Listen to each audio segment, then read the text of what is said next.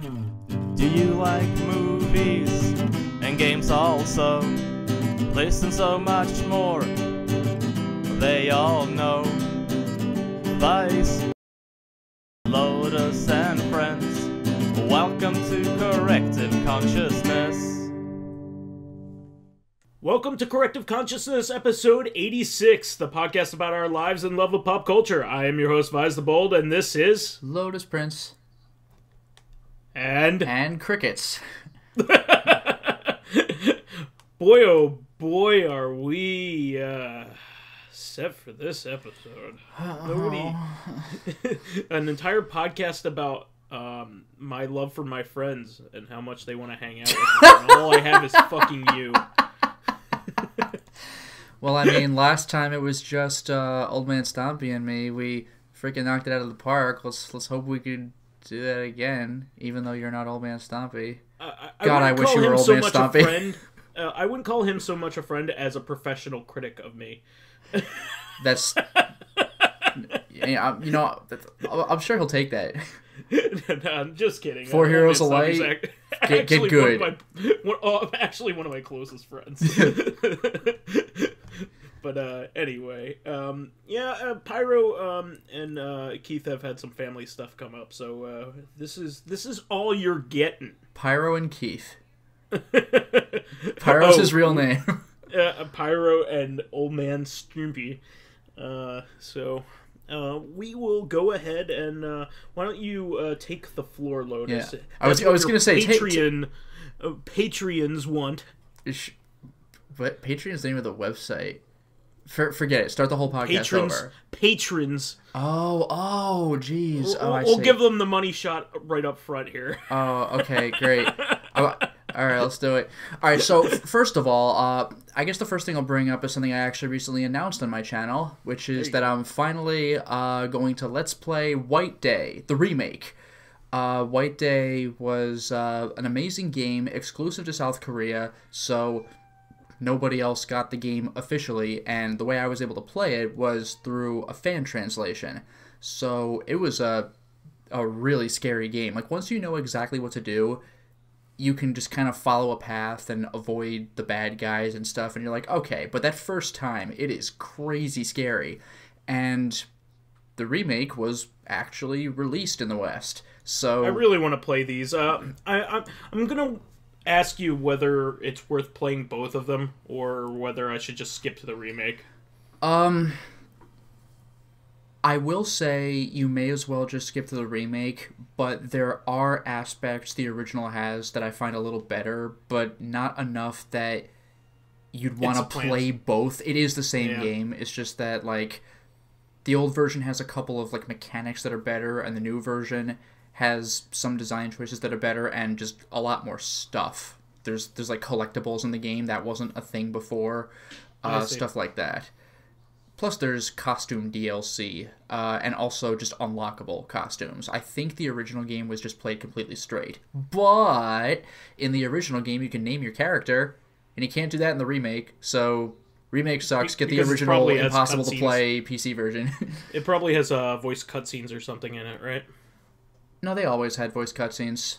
Oh, okay. It's just that you have a silent protagonist. Okay. So it'll be like, what's your name? Click. And then and for some reason some girl likes you despite the fact that you don't say a word. Actually, I've come to think of it, even though I think they just go, oh, that's a strange name, so they have an excuse not to say your name out loud. I think it might. Oh, now that I think about it, it might have been in the subtitles, but whatever. They obviously didn't say it out loud. And it's not really some girl likes you. Like, there are 3 like high school girls you meet in the game, and there's no romantic interest, but they all have their own things that they're doing, and who you kind of like affect the most in a positive way can affect your ending. I just assumed that since it was a White Day like video game that it featured like a romantic subplot, because that's what White Day is. That's actually kind of the funny thing, is White Day is the premise and nothing else. Like, basically, it's going to be White Day. It's March 13th, We should explain to the audience what White Day is. Sure. Yeah, well, in Asia, different Asian countries celebrate the holiday a little bit differently, but in the Korean version, Valentine's Day is a day where, how does this work? Where exclusively girls give boys candy and chocolates and stuff like that. It's not reciprocal like it is in America. But in White Day, 1 month later on March 14th, boys give girls mainly white things, which can include chocolate, and like lingerie and like especially marshmallows, I think, and little white toys if you have like knickknacks or stuff like that. So it's kind of like the sequel to Valentine's Day, sort of like the other way around. So it's similar to the Japanese. It's probably exactly the same as the Japanese. Well, I forgot perception of it. I had done some research on this years ago when I Let's Played the original game, but I remember at least one country does it the other way around, where boys give girls stuff on Valentine's Day, and then it's around the other way. I forgot which country's which. I think Japan might do it the same way Korea does, but in any case, in the Korean version, that's how it is. So in this game, it's actually March 13th at 10 p.m. You're sneaking into your school because you want to leave a heart-shaped box of chocolates on the desk of this girl you like. You're pretty new in the school. Like, the game starts with, like, oh, I think he's the new kid. So you're going to go in and leave your chocolates on her desk, but then the doors lock up, so you're like, ah, crap. Well, guess we're just here now, and the problem is the school is haunted. So the ghosts are freaking terrifying, and also there are two janitors, but you only ever meet one at a time. Like, one covers one building and another covers the other. But this is something you wouldn't even know unless you play the game on easy mode, where you get little extra pieces of information to like help you out. But they explain that the janitors are possessed. If you didn't know that, then it just looks like they're crazy. And they, if they see you, will run after you and beat you to death with a baseball bat. It's actually kind of creepy because when he's not doing that, he's being a janitor. Like, he's pacing through the halls at night and making sure that the lights are off and the doors are shut of various classrooms. So if you ever run into a classroom and turn on the light or open the door and you're just in there, that will make him want to come your way. Like, when I played the game, the original, I would always turn lights on because it's a scary game. And everybody in the comments section was like, you fool, you're just making it worse for yourself and drawing attention to the crazed murderer. But I suppose you could also turn lights on and open doors and then run away to make the janitor kind of deal with that instead of you. Like, distract him. Yeah, but I mean, he can hear you run. He can hear your footsteps. So you can't just run away and hope that his AI will just switch, because it won't. Like, you have to be kind of out of the way, and that just gives him something else to do while you're over off somewhere else. Gotcha. It's a really intimidating game, so I hope people look forward to the upcoming playthrough, because it is, man, that game's still scary. It is. And also, in that same announcement where I said that I'd be doing White Day, I also recorded, I'll be putting this up soon as well. I don't have a time for this, but I'll be putting it up relatively soon when I edit it. But Mr. Ryu and I had played through Little Nightmares, so more recently we played through its DLC, now that all 3 parts are finally out. And there are only 3 parts instead of the base game's 5 levels, but each level is noticeably longer than a level in the base game. So you do feel like you get your money's worth out of it. The DLC is like $15 if you buy it all together, and the base game is $20, so it is pretty fulfilling. It's pretty fair in that regard. Sure. You play as a different character, and you could tell as you're going through the levels that the game takes place at around the same time that the base game does. You'll see things that are familiar in certain places, so it's cool to see how things tie together in their own little way. Otherwise, I finally got back, like, I'm very on and off with this game, but I finally got back into Thumper a little bit. And I love that game. Oh my god, I know. And I beat, it's so fun. I beat level 7, and level 7 out of 9, it was a little shorter than, I think, the previous level, if memory serves, but it's definitely hard. Like, there's, like, the camera now starts kind of shifting, so it makes it look more like, whoa, crazy, but that also makes it harder to see things up ahead. And it's not a new mechanic, but you might not have known that you could do it until recently. But you know how in level 2 it introduces the concept of when those spikes are ahead of you, if you press X on the little glowy pad and up, then you launch over them? Did you know that you could stomp down instead of just let yourself drop down? Yes. Okay, so there is that, but what I didn't know is that I think it's not until level 5 or 6 that they introduce multiple tracks. You could slide left and right. Well, you can also do that while in the air. So the boss of level 7 had me launch in the air, slide left, stomp on a pad that was on the left side, and then quickly move back to the right, launch again. So there weren't even spikes, which also taught me that you could launch even when there aren't spikes. Same goes for, you know how when you do launch, there are those blue rings in the air that you can run through to get more points? And that also adds to, like, the music, too. It does. Well, the thing with those blue rings is, again, you can launch when they're not there. Like, they just prompt you that now would be a good time. Sure. So that's kind of interesting, too. Also, it has been months and months since I talked about this, but I finally beat The Witcher 2. I was actually kind of closer to the end of the game than I thought I was when I stopped playing, because I was like, oh, new chapter. But it was the last chapter, unless you count the epilogue. So it's satisfying to have finally beaten that game, because that's just kind of been nagging in the back of my mind for quite some time. Yeah, I bet. Because it's just like, when am I going to play The Witcher 2? So I finally did that. It's, it's quite fun. The thing with Witcher 2 versus 1, though, is that with 1, the stuff you do can affect the ending.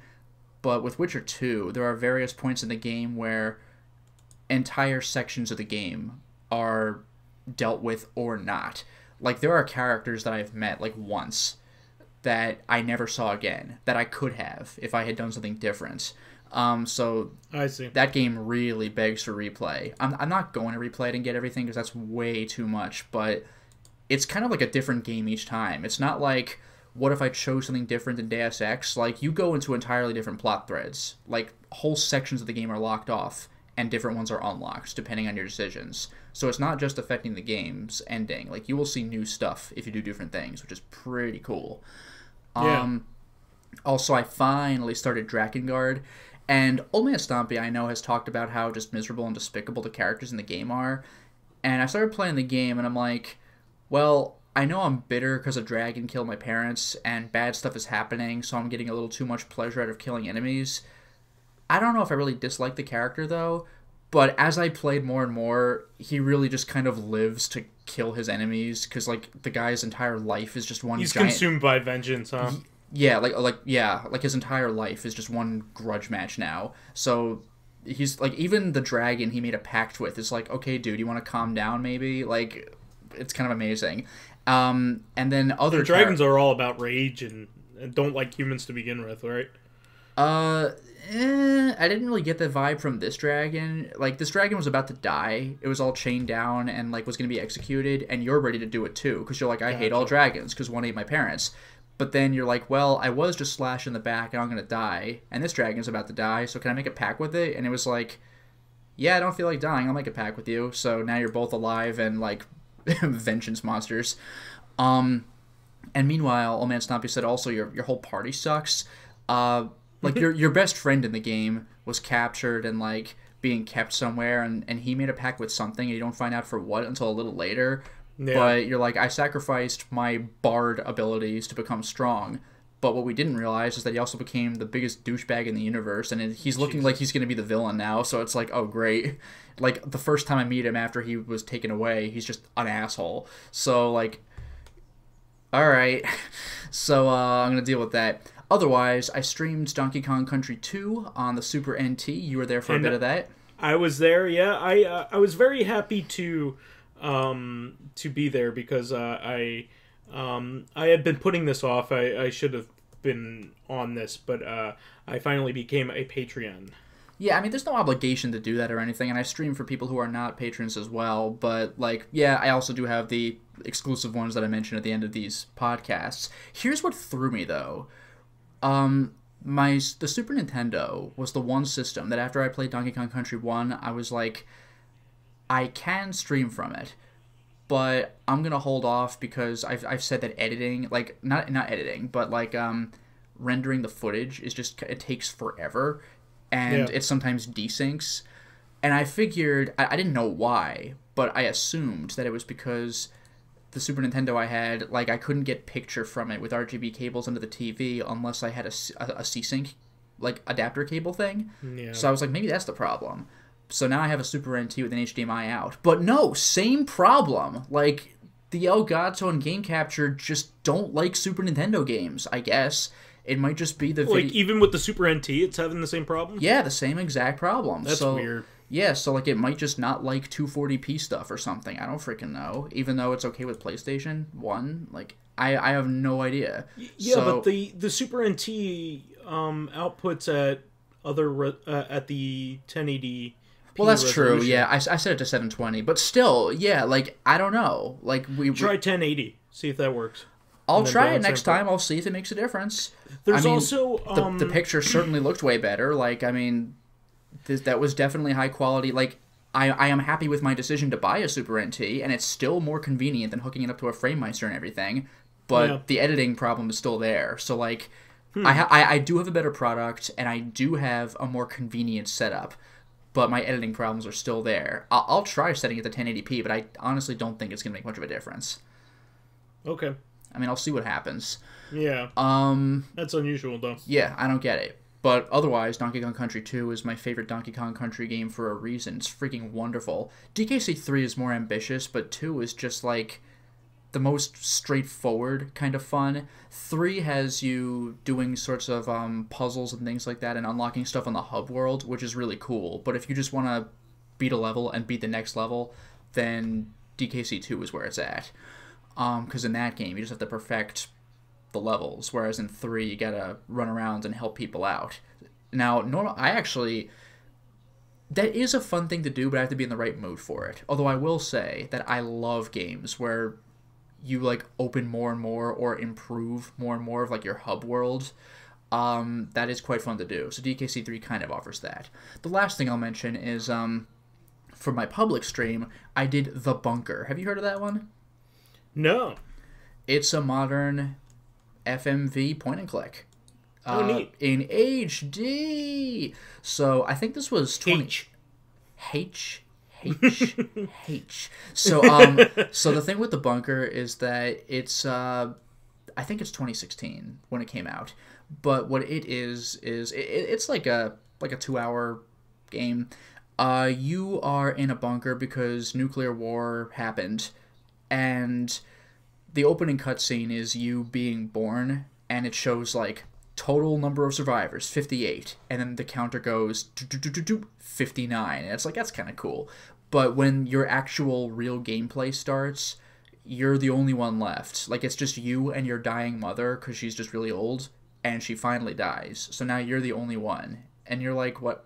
I mean, what a coincidence, we're the last two. Like you don't really know what happened, just you're the last one, and you got... Like, the game kind of makes you feel the mundanity? Whatever. Mundanity. Sure, mundanity, that's the word. That's a real word. No, that is. Mundanity? No, that's it. Is it? No, that I wasn't trying to be funny there. Mundanity? Mundanity, yeah. Oh, mundanity. Okay. But in any case, you have this checklist of things to do, so it's like... Go to the medicine cabinet, eat your pills, check yourself with, like, a radiation detector, like, what's your rad level, yourself. Check the radio for any out incoming broadcasts, and you just tune one side, static, tune to the other side, static. Well, that's my radio attempt today.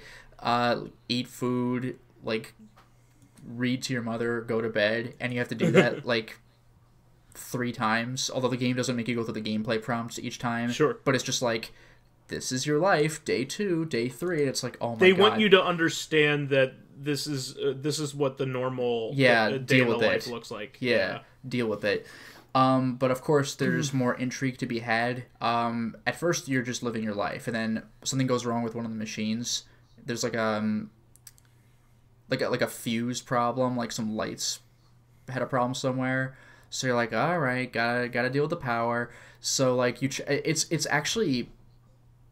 I don't know how much the game wanted to push this angle, but it really got me. Was when you were checking the procedure for what to do if there are lights out, it says like go to the fuse box in such and such a place, see if there are any damaged fuses and how many.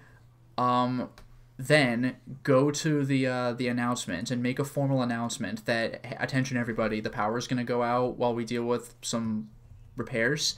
Then you replace the fuses and then give everybody the announcement that the repairs have been made. But like you actually have to go to the microphone and announce to the no one else in the bunker that repairs are being made. Yeah. Like it's just like, whoa. Because it's part of procedure, I guess.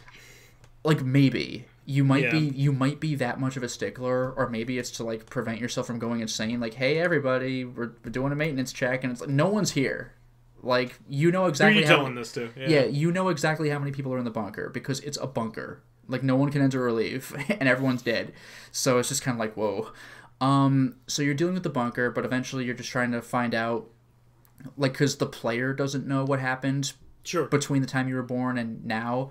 Maybe, you obviously do. Yeah, the character has some knowledge, but, like, it's kind of like, what are we finding out? So it's interesting to see what intrigue the game has to offer and what kind of an ending it may have. It was pretty exciting.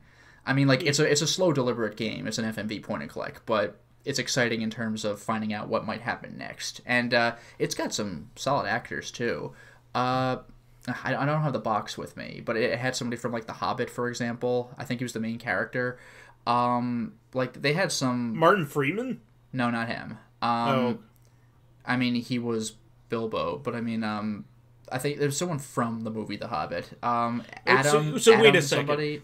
You said the main character of The Hobbit, and I named The Hobbit, and you were like, no. Sorry. The main character is a person who was in The Hobbit. Oh. Yeah, the character you play as was in The Hobbit. Yeah, sorry.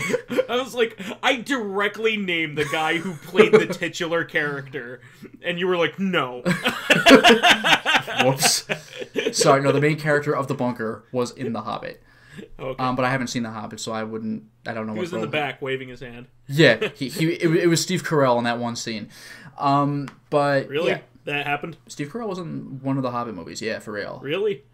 Like it was like a very small cameo, but he's such a Lord of the Rings nerd that like that must have been a freaking dream come true for him. Nice. Or not Steve Carell. I'm sorry, Steve Colbert. Excuse me. That makes way more sense. Get your shit together, Lotus. Get your shit together. Put it in a box. Get it together. In any case, that's been my week. So how about you, Vyse? Okay.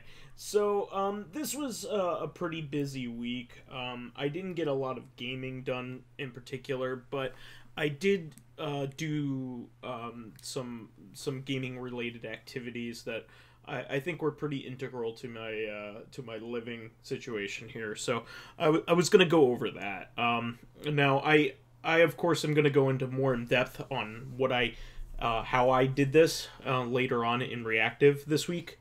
But I did finally set up my games the way that I wanted them here at my apartment that I'm sharing with my girlfriend now. So I had just recently moved, for some background for people who are just tuning into this dial, but to the station rather.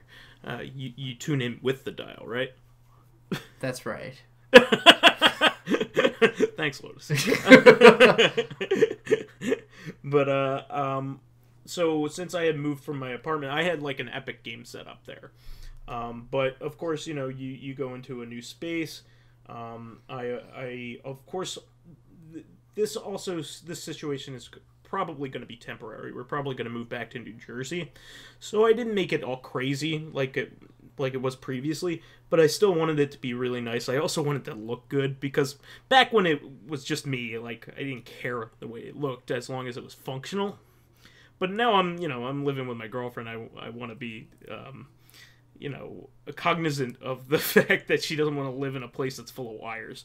No, I was going to go in a different direction. Like, she's very particular about where you put your PC engine. It's like, oh, okay. It's actually kind of funny. But what I ended up doing was I ordered, in conjunction with doing this, I ordered some AC adapters from Retro Game Cave. You got your Trio from there. Yes. And so this place has been really awesome. They essentially make...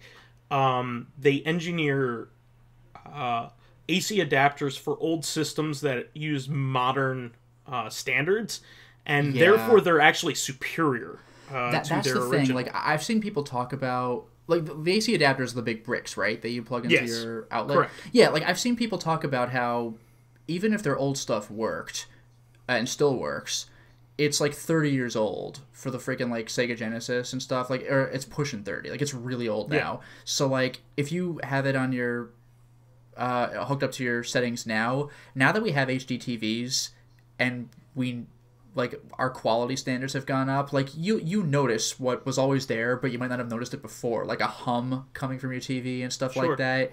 And with these cleaner modern AC adapters, it kind of helps your system run better. There's less hum. And by the way, I pointed this out. I actually made a video for when I got my Trio. But one thing I was quite happy about is, well, first of all, it's not the giant goddamn brick. Like, there's a box that it hooks up to, but the actual part you plug in sticks out of that, so you don't take up like 15 outlets when you plug the thing in. Sure. But what also made me quite happy was that I tested out my Trio by streaming like Ghouls and Ghosts, I think. And I played that for like 2.5 hours. Whereas, because that game can be quick, but not for most people. Sure. But and meanwhile, before I got the Trio, I had played Sonic the Hedgehog 1 for a similar length of time, and the with the device I got from Retro Game Cave, when I took it out of the outlet and I held the box, you could tell it had been turned on. It was like very slightly warm. But, like, the brick, when I was done with that, when I streamed for a similar amount of time, it was hot. Because it's, like, this old part that's been pushed too hard for too long. Like, you don't want to be gaming all day and all night on, like, an original Nintendo system. Like, it's probably not a good idea. Yeah, I mean, the old style was just a little bit of electrical engineering kind of thing here. What an AC adapter does is that it converts alternating current, which is what is going through our wires, and what is going through the wires on telephone poles and everything that bring us electricity. That's alternating current. And what it does is it moves the electricity moves back and forth on it, and as a result, it doesn't need to have something keep pushing it. It doesn't need another power station as soon as direct current would. Does that make sense? And it's kind of like a wave. It moves back and forth. Yeah, I mean, it alternates. Yes. Okay. So almost every device runs off of direct current. So they need to have a way to convert the alternating current into direct current. So that's where the AC adapter comes in. And old AC adapters, in order to do that, would basically be big batteries. They have a big hunk of copper in them that would retain the electricity and shoot it back into the system as direct current. So nowadays, they have more efficient ways to do that. It's no longer the big hunk of copper. We don't need that. There's a better understanding of how to do that without doing that. So therefore, the Retro Game Cave ones don't need that and do the same things. So it's good to have them, and they also take up less space. Yeah. Like I was saying, because it's such a wide box, if you plug it into an outlet, it sticks out on either side. Exactly. So if you have like a power strip, then it'll kind of cover or at least interfere with the space with the outlet next to it, so you just can't use it. It's not made for a bunch of AC adapters. It just isn't. Yeah, that's why more modern power strips usually have like a row of outlets and then one offset area for that one brick that they know you're gonna have. Yeah, exactly. Maybe two. Yeah. But I got several of those AC adapters to replace ones I already had. There was nothing wrong with them. I just wanted a cleaner setup. Yeah. So I got them, and I also got a jumper cable for my PC Engine. Well, I have a Super Graphics to my Super CD-ROM 2 unit. So just like you have a trio to use one AC adapter from that will power a Genesis, a Sega CD, and a 32X, right? That's right. Yeah, I didn't even mention that. With the Genesis CD and 32X, each of them had to be plugged into an outlet separately. So you had three of those bricks, which means that they were. It was impossible. It was literally impossible to like if you like. There are some games that are Sega CD 32X games, like they require the CD and the 32X to be plugged in. It is literally impossible to play those games without a power strip because. Yeah. Well, number one, there's 3 plugs anyway, but number 2, they're all the bricks. You can plug in 1 at best, so you must have probably 2 power strips just for that. Back in the day, actually, Sega marketed a like it was essentially an extension cord that was made specifically for all 3 of them to be plugged in at once. Oh, clever. Yeah, but I didn't know about that back in the day. So. Yeah, I never heard of that. But in any case, the trio is great because it's also kind of a splitter. Like, you have the one plug, and then it goes... It just splits into a thing that can hook up to all 3 systems. So all 3 of the things can be put into one outlet. It's the most convenient thing ever. It's so good. So it's the best. So you can actually hook up your all 3 systems and your TV with a standard 2 outlet wall outlet. Like it's so good. Yeah. So I didn't really know this until later because the documentation on the Super Graphics is pretty scant in English and probably pretty scant in Japanese too, because it's an obscure version of a system. For anybody who doesn't know, it is a variation of the Japanese version of TurboGrafx 16, but it has 6 games that were specifically made for it. So it's a TurboGrafx 16 or PC Engine, but with a little bit of extra RAM, I believe. So anyway, like graphics RAM. So it's kind of like I guess it's like the 32X. I was just gonna say it's like the 32X if it were its own standalone system. Well, it's like a souped up version of the PC Engine is the best way to describe it. Because it plays PC Engine games too. Oh, so, okay. Yeah. So the Super Graphics hooks up into the Super CD-ROM 2 drive in order to play CD games. TurboGrafx CDs and PC Engine CDs were very integral to playing the library there. The vast majority of the best games for TurboGrafx were Super CD-ROM games. So, like, all the best games, like, Ease and Gate of Thunder, Lords of Thunder, a lot of the best games. So, like, when you think of that system, you think of those, a lot of those games. And I didn't realize this until later, but there is a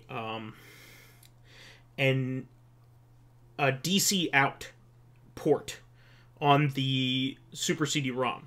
So, technically, all you need to do is, if you have a cable that can plug into that and then lead into your Super Graphics, all you need is one plug to go into your Super CD-ROM. And then that's it. So you don't need two plugs anymore, two AC adapters.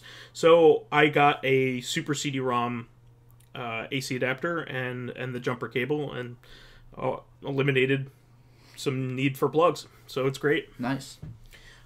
So while I was doing that, I tested all of my analog systems. So like any of my systems that were running off of RGB rather than HDMI. And so basically the only games that I played this time around were Castlevania games in order to test every single system. I played.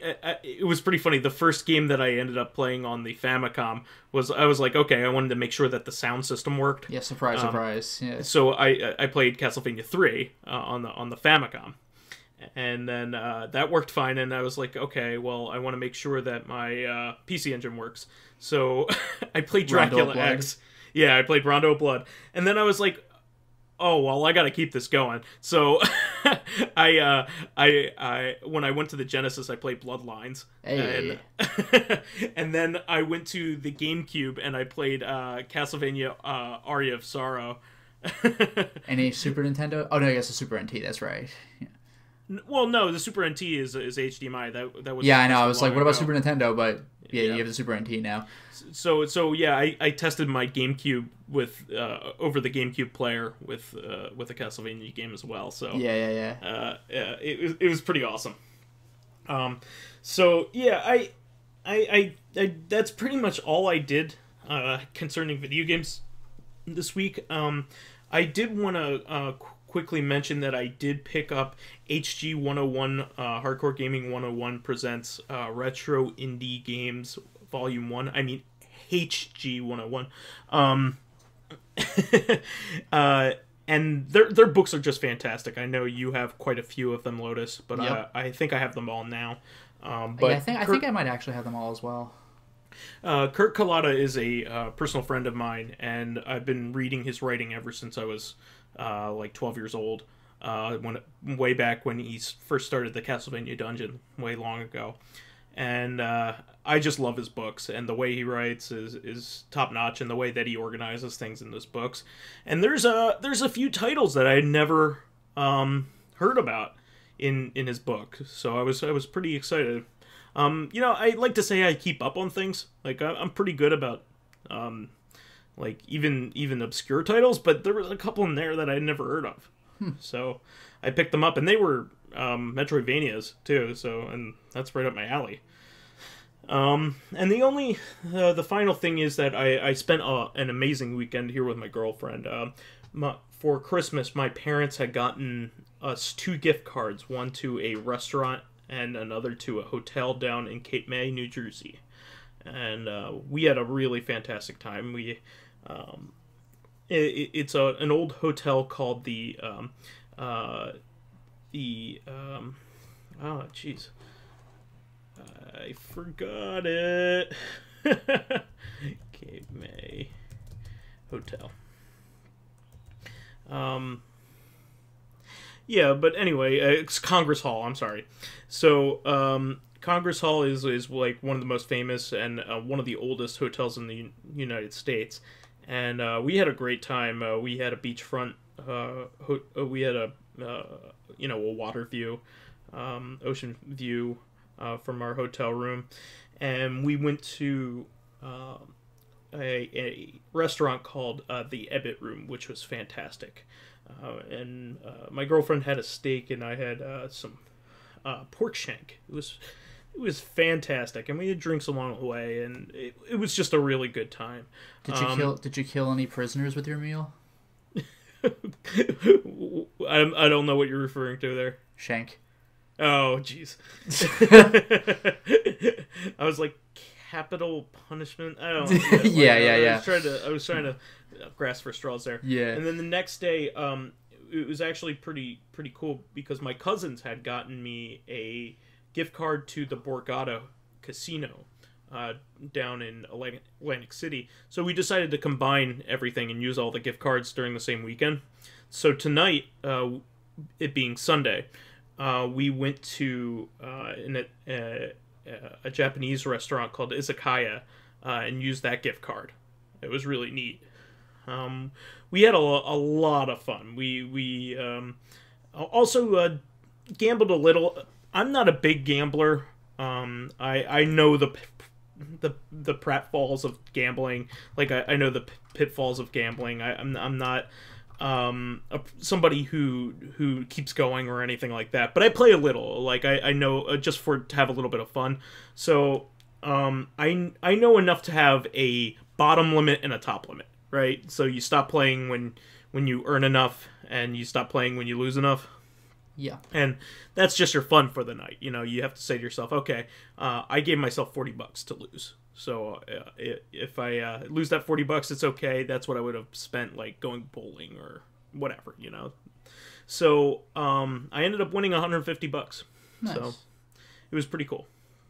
And I had a really awesome time with my girlfriend, I have to say. She was really fun to hang out with all weekend. We just had a great time. And I guess we could move on to a question or two here. Sure. So, Evilfish1 says, what other things do you happen to have some interest in, but never, or very rarely, actually experience firsthand? I, Evilfish, occasionally listen to a podcast about Games Workshop, but have never actually purchased a single figurine. I also love reading about various events in MMORPGs, like the awesome battles or incidents of corporate espionage in EVE, even though I know I'll never play that game myself. So yeah, do we have anything like that? Things that we're interested in but won't actually partake in, or very rarely will? For me, it probably is also MMOs. Yeah. I was gonna say we all. I also have that interest with wrestling as well. Like I like the idea of wrestling, and I like the characters of wrestling, but I find like finding the good stuff is very difficult. It just is. Because there's a lot, you have to wait a long time before good stuff happens, you know what I mean? Mm-hmm. So I like the whole superhero idea of it. You know, they're like realistic superheroes, but at the same time there's a lot of time that is wasted in between each good thing. So I like having Old Man Stompy like pick through it all and show me the highlights. Yeah, it's the same thing with MMOs. Yeah, exactly. I was gonna say, like, you know, I enjoyed watching Mr. Ryu just do whatever and show me some cool event battles. But honestly, even the mundane stuff, I don't think I could do it with wrestling. But with the mundane stuff, I can watch him just do the boring stuff. It's like, it's a thing that's on in the background or whatever. But like, I'm not interested in multiplayer. I'm not interested in MMORPGs. Like actually playing them myself. Same goes for Monster Hunter. That game is fun as hell to watch, but I'm not gonna play it. I have to say also, you have games like NetHack. I cannot play a game like NetHack. It's just it doesn't go along with my sensibilities. I'm also not a big roguelike guy. I know that you have some tolerance for the roguelike kind of game. It's got to be the right kind of game. Like, I can't just say, oh, it's a roguelike, then I'll love it. Like, I like certain ones, like Baroque and Binding of Isaac. Yeah. You have more tolerance for them than I do, though. Like, I like certain ones. Like, I like Enter the Gungeon and... that one looked pretty fun. Yeah. And Nuclear Throne are probably my two favorites. And I like Rogue Legacy. Rogue Legacy is great. I still get really discouraged with them, like a little too easily. They're games that you're supposed to lose at. Yeah, I mean, like, ostensibly you're supposed to lose at them way more than you're supposed to win. That's kind of the issue with them. And some people can just play it just to play it, you know, knowing that they may never be. This is what I'll do for 15 minutes, real quick. Yeah. Exactly, and I'm just not all about that, to be honest. But I love.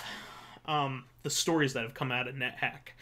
I've read some great Wikipedia articles, and like I think tvtropes.org has like a ton of awesome like factoids about NetHack that are just fantastic. They're so much fun, and it's great to read about. Like We've talked about this one before, you and I personally, but one of the objects of the game is to destroy the 4 horsemen of the apocalypse, and I think there are 3 that you can track down, and it implies that you're death. Like, you can't find death. Like, death isn't anywhere. Right, yeah. But it just implies that you are death. Mm-hmm. You're the one that's killing everything, so... Yeah, that is pretty clever, because in every video game ever, like, you kill everything, so it's like, well, wait a second. Yeah, exactly. So, like, you wouldn't even make that connection, because it's like, well, I'm a video game character, of course I kill everything, but, like, yeah, the fact that you're the only one in the world who's capable of doing something like this might have implications of its own. Now, I will say that I have a hobbyist attitude towards things. Like, I love the idea of, like, working on your car and things like that. I just don't have the time for all the hobbies in the world. So, like, if I did have the time, like, in the 50s, since I'm, like, a technical person, I like working on computers. There wouldn't have been computers back in the 50s, but I would have been able to work on my car. I probably would have gravitated towards learning how to like fine tune my car back in the 50s, but I just don't have the time for both hobbies. So I would say that I gravitate towards anything that's like that. I wish I knew more about robotics and programming. I have a cursory knowledge of them at best, but I love the concept of them. I love the philosophy behind them. I love the underpinnings of them. I understand a lot of it. It's just I have no high level knowledge of it because I just don't have the time for every single hobby. I mean, I'm already into comics, books, movies, video games, computers. I'm into all of these things, and I barely have time even for one of them in depth anymore. It's really a shame, but that's just the way life gets. Yep. I think we have enough time for another. Yeah, one more. So Fakafan asks, do you guys have any music that you listen to while you work? And if you don't, then what would it be? Other than that. Actually, that was... Whistle while you work. That's right, yeah, it was while you work. Okay, yeah. No, so Fakafan listens to Super Smash's How to Play music, personally. So, okay, I mean, there's a bunch of music I like to listen to, but at the same time, I find that it tends to distract me from my work. So I have to go out of my way to listen to basically background music, something relaxing, but not anything with any kind of melody that can get into my head. Like it would need to be like elevator music or something if I'm gonna have it at all. I'm very much the same way. I get distracted easily, especially when I'm concentrating on something that I am forcing myself to concentrate on, rather than like naturally forcing, naturally like going whole hog into. Like if I was writing a paper back in college or something, for instance, I would need something that wouldn't distract me. So I tended to listen to classical music. Because it's like the best way. I would listen to some Bach or Beethoven. I would listen to Beethoven primarily. Yep. I would say it probably depends on Beethoven, because like this would be distracting anyway. But I mean, like Moonlight Sonata Part 3, the really fast one. If there's anything with like a beat you can get into, then I don't care what era it's from. Like it's gonna be bad for me. I listened to one of his light symphonies. It wasn't anything that would. I could see Moonlight Sonata Part 1. I could see that just kind of being there in the background, just like that da na na na na na, like that, something like that. Because like usually what I try to do is I look up like a whole soundtrack of some game, and I'm like, here, that'll take up a good hour and a half where I don't have to click anything else. Let's play that. But then I find myself getting into the music, so I'm like, this was a bad decision.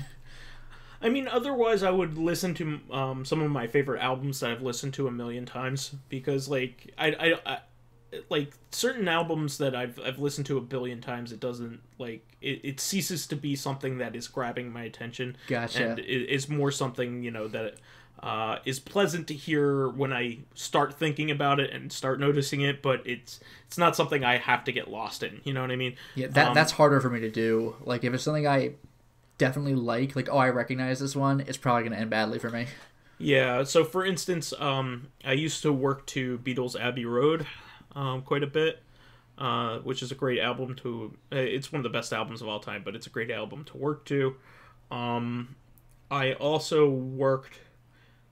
quite a bit listening to Demon Days, which is probably my favorite album of all time. The Gorillaz' Demon Days. Yeah, that I could. There's no way I could do that. Like the moment Feel Good Inc. comes on, like now I've just wasted 4 minutes of my productivity. Like, well, Feel Good Inc. is like one of those songs that is just like it's so fantastic. Like, and almost everybody loves it. So, yeah. But I had played the shit out of that album, and it's good throughout. So I kind of just.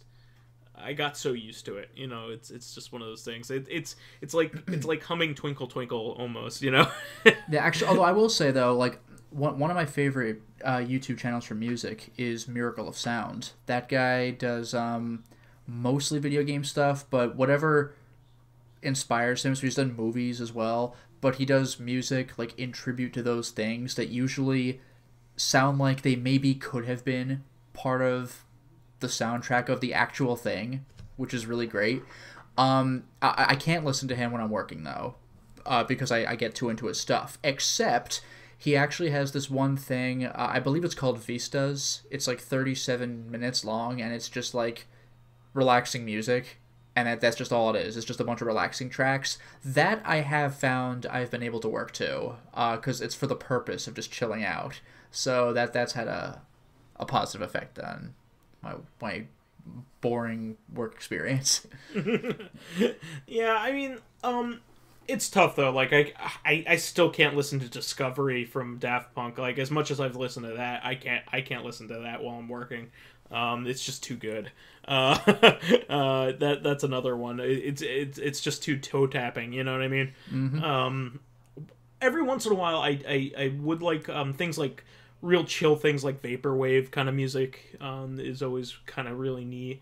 And I did like listening to some OC remix stuff as well while I was working. That it greatly depends on what it is. Because again, there are some just like chill out to this music, but a lot of it involves remixing like catchy tunes already. So I'm like, well, that's it for me. Yeah. I would say that's pretty much the crux of it for me. Yeah. It depends, but the best is classical music, I found. Yeah, for me, it has to be just really relaxing music that could be white noise but isn't. Yeah. Because if it's anything that I recognize and could pick up on, then I'm wasting my own time. I'd rather it's better that I listen to it when I don't have a job to do. All right. Well, that'll wrap up our show for this week. We want to thank our fans who contributed questions. Please keep us supplied with awesome topics by submitting questions of your own via the YouTube and SoundCloud pages. I really want to thank you guys for contributing the last couple weeks. You've been really fantastic. We went from having almost no questions to a whole bunch. Yeah, we had please like keep 2 doing or it, though. 3, and now we got like 12 or something. It's pretty great. And also, I want to add now that you should be chiming in with your own responses. We want to, maybe we'll even read a couple responses in the future from our fans here that have interesting ones. Mm-hmm. I think that would be a really neat for us to engage with our audience. Yeah, it's a whole other level of interactivity. Yeah. Yeah. Please let us know what you think of the questions here. Now, while there, please give us thumbs ups, likes, and 5-star ratings on iTunes. It helps us promote and spread awareness of the show, and any bit of encouragement helps keep the show going. You can also catch us on Thursdays on our sister podcast, Corrective Consciousness, the in-depth look at this week in our lives. Finally, you can friend me as VyseTheBold on Steam, PSN, Xbox Live, Twitter, Battle.net, and also on the Nintendo Switch. Oh, yeah, that's right.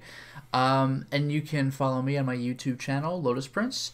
You can hit me up on Twitter at Lotus Prince. And finally, if you are interested in seeing my videos early, getting in on exclusive live streams, or even selecting upcoming games for me to Let's Play, then perhaps consider swinging by my Patreon accounts, which can be found at patreon.com/LotusPrince. It's way worth it. You have a fantastic amount of content for your Patreon subscribers, so I definitely recommend it. He puts in the effort, guys.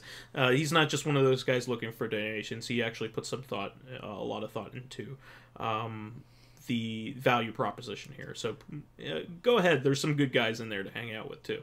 Yeah, absolutely. I found that like especially when I'm streaming, the chat section tends to be pretty sweet. Like, the thing Yeah, with, everybody's nice. Because, like, with some streams, like, chats can kind of go wherever they go. And with my chats, honestly, like, if I have to really concentrate on the game I'm playing, like Eternal Ring, then my gameplay kind of becomes a background excuse for the chat to just do its own thing, but it doesn't devolve into garbage like it might on, like, you know, like... Twitch or something? Yeah, like, on Games Done Quick, like, they actually made it, like... They made the chat pay in only because it was just so much spam and garbage of people just typing whatever bullshit. So, like, fortunately, my chat's been really cool. That's awesome. Well, definitely consider it, even the minimum donation there. It's worth it. So we will catch you on Thursday at Reactive, guys. Until next time, everyone. Bye-bye.